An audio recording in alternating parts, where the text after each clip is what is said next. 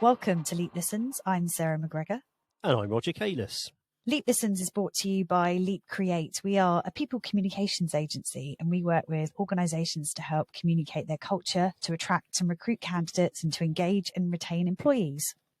Today we're joined by Kate Fenton, an internal comms specialist, and we're going to be talking about the highs and lows of internal comms. Welcome, Kate. Thank you. Thank you very much for having me.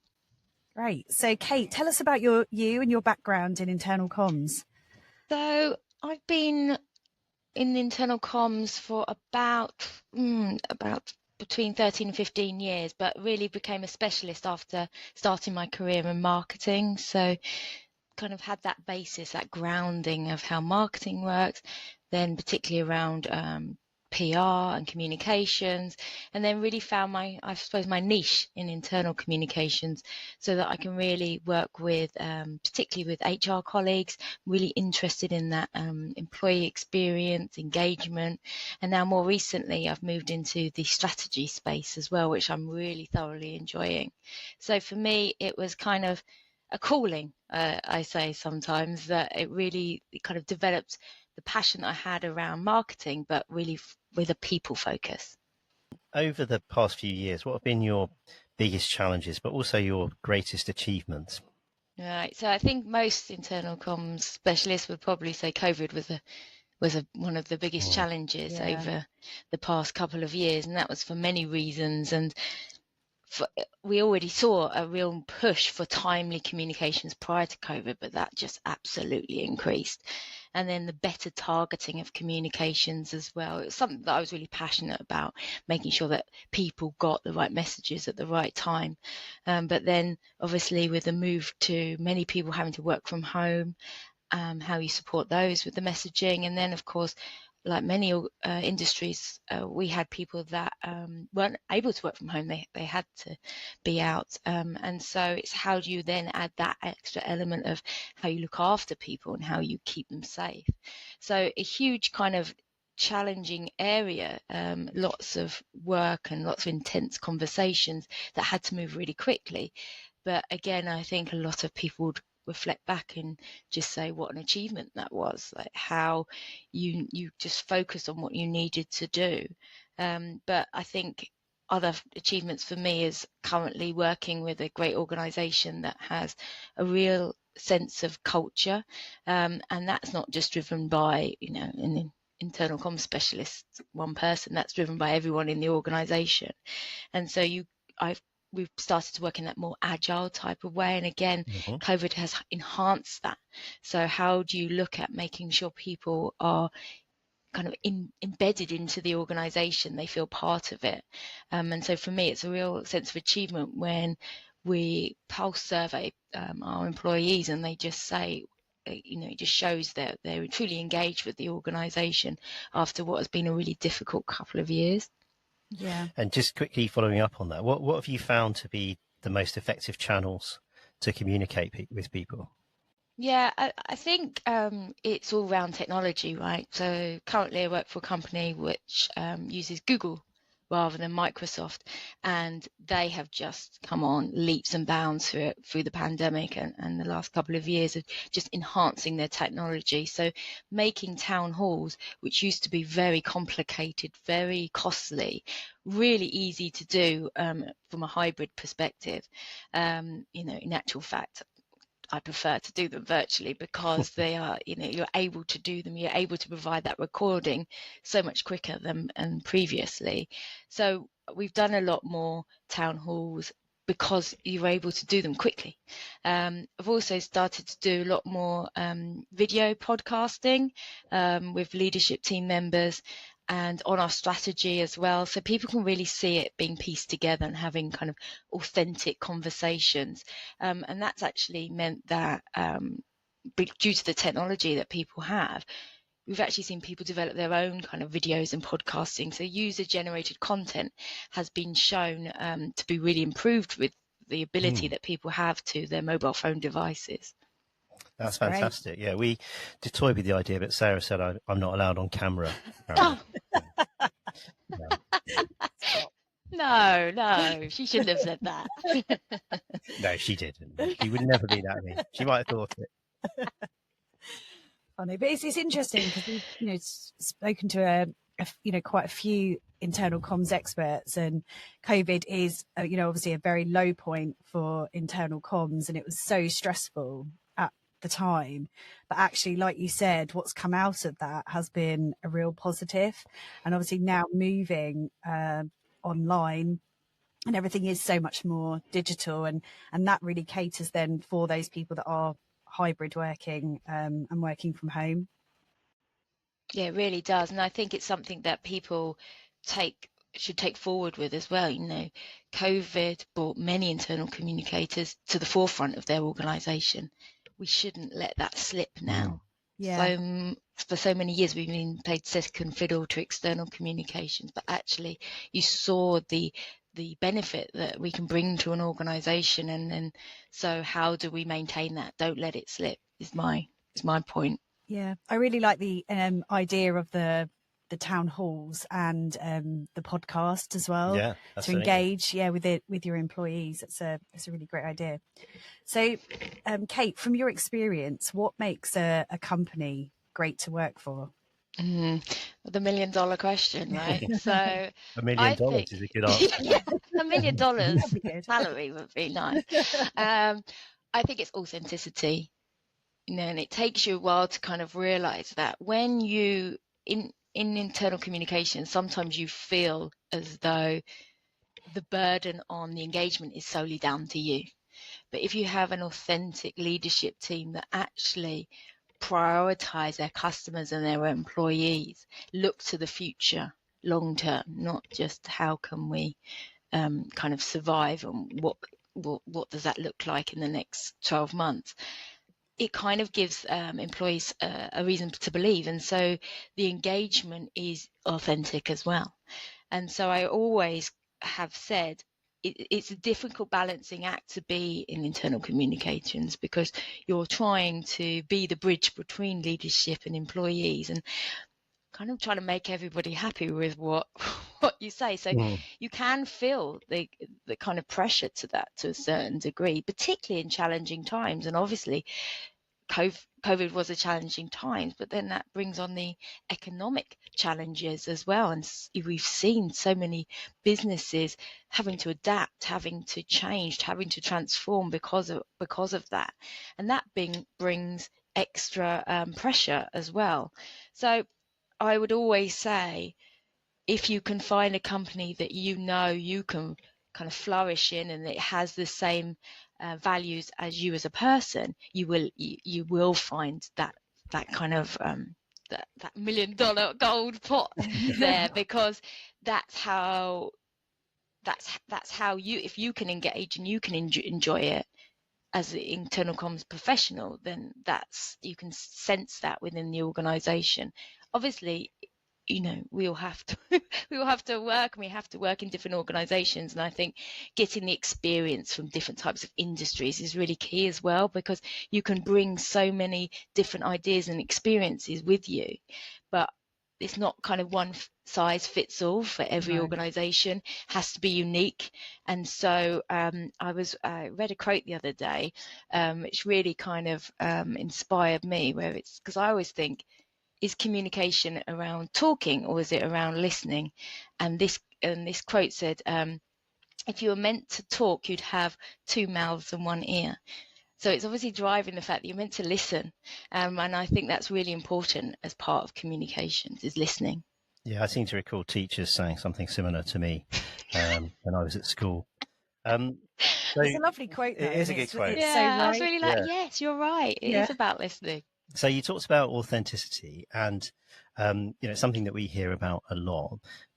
Sometimes you do have to deliver bad news. Sometimes it's not always something you put a great spin on. So when it comes to being authentic in your communication, how close to the truth do you get, or are you looking for ways to say, well, how would people want to hear this? They might not like that news.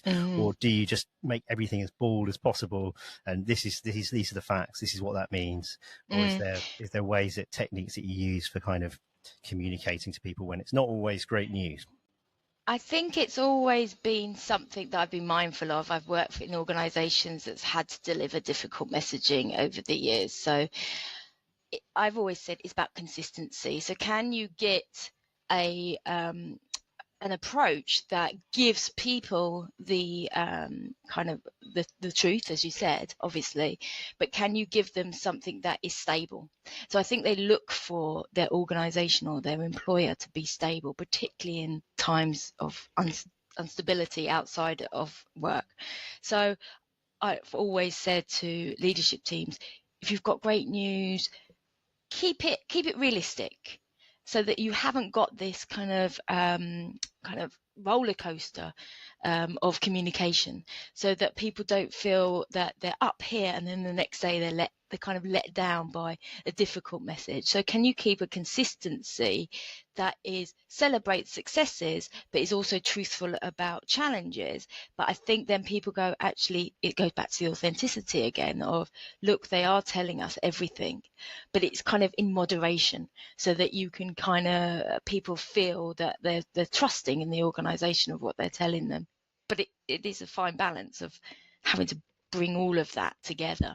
I really love that idea of the consistency, because I think I was listening to something the other day about like toxic positivity, and I think companies sometimes can rant a bit too much about their successes, and like you say, and then they're probably quite silent when it comes to something that's not gone quite so well. So exactly. I really like that idea of being consistent. I do say to people all the time, oh, we want to start this, we want to launch this, and I'm like, will you still want to do that if the messaging was reversed? If the answer is no, then don't launch it in the first place, or go back and think about how you're going to deliver it, because you can't stop something. Once you launch something, you shouldn't stop it just because the messaging appears challenging. So always put them back in that frame of mind of it's not always going to be the most exciting news to share. It's brilliant. Okay, so what would you say, Kate, are the biggest challenges that internal comms specialists will be facing next year? And I suppose, again, it all depends on the organisation. I think the personalisation continues to be at the forefront of what internal comms is about. How do we make all of those messaging that needs to go out within an organisation really feel like it's personal to the individual? So segmentation, really getting that, because there is a lot to say, right? So not everyone needs everything at the same time. Again, making sure that we're kind of really close to the decision makers, to the strategy, to really understand where the business is going. If you are too far away from those leadership and you don't necessarily have to report in, but if you can get into where the information is being decided, you're not then hearing it third, fourth hand, which means that your interpretation is much stronger to the actual decisions rather than interpretation. But I think it's all around the multi-channel approach, and we see that within marketing as well and external communications. It's the same for internal. Not everyone engages with channels in the same way. So how do you deliver communication that is effective on multiple channels to different audiences? It is all about the comms planning, and anyone that knows me will know that I am a stickler for the comms planning. I love the planning element to really understand what you're trying to achieve in the first place. A good communication program isn't delivered by just deciding, oh, it's going to be delivered in an email or put in a newsletter. What is the end result you're trying to deliver? What are the targets you're trying to achieve, so that the internal comms specialist can understand what you're trying to achieve and then give you the best advice of how to deliver it. That's brilliant. Great advice. So how do you ensure that people are communicating consistently across the business? Because obviously it is a real challenge and something that we've come across when working with organisations, and also just ensuring that when people are communicating, they're aligning to your values as an organisation. Can that be the $2 million question, please? I suppose it gets harder as we go, as the company grows, right? It's because you're then, I suppose, traditionally we would have seen it as relying on middle management to deliver those messages. And that works to a certain degree, but at the end of the day, there's still people make decisions. People aren't robots where we program them to say exactly what they were told by somebody else. So I think a lot more organizations, including the one I work for now, is moving to a much more agile approach. So that's less hierarchy, more decision making at a more perceived junior level, but just gives everybody that kind of openness to what the organization needs to achieve. And so I think when you get that magic formula, which I don't think you ever get to, actually, I think it's always a work in progress. It's really important to say. I think when you get that understanding or that mindset within people, that kind of collective appreciation or ownership of decisions around the values of the organizations, around how you do business, around how you interact with each other, it just becomes the kind of DNA. And I know there's a lot of cheesy words that I just said in there, but it's hard to until you see it, you don't realize it's happening until it's been happening for a while. And then you're like, yeah, actually, let's reflect back on how we used to make decisions or how we used to communicate or how we used to do business.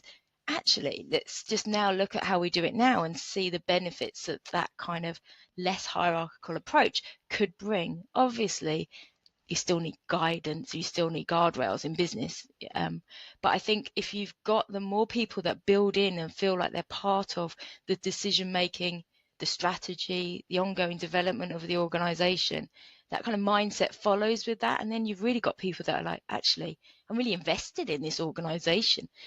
I want to stay and see this through. I want to see where we go next. I'm not looking around to kind of move. And then you've kind of got that retention that most organizations are driving for at the moment as well. So it is, I think it's just human nature. Like, you have to work with humans, so you try different ways and see what fits for your organization.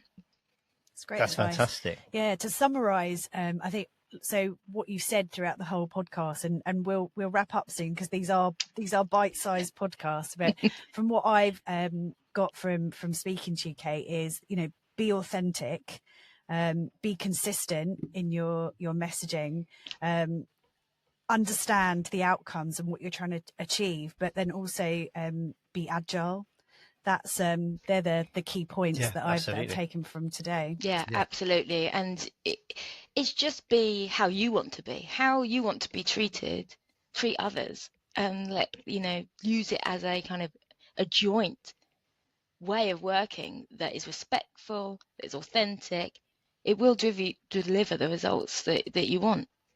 Yeah. Brilliant. And there is one final thing that we like to do, which is we've been asking all guests in this series is your top read for the year, but that can also include audiobooks.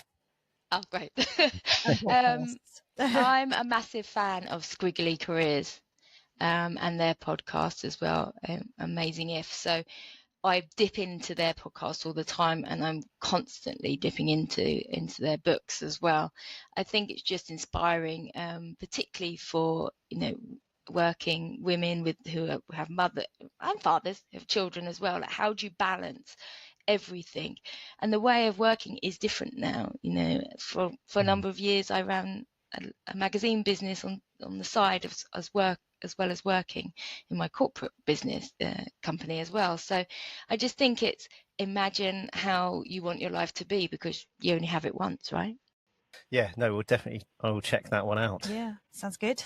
Excellent. Well, thank you so much, Kate. It's been really insightful. You've been brilliant. Thank you. Lovely to talk to you. Thank you. Thank you.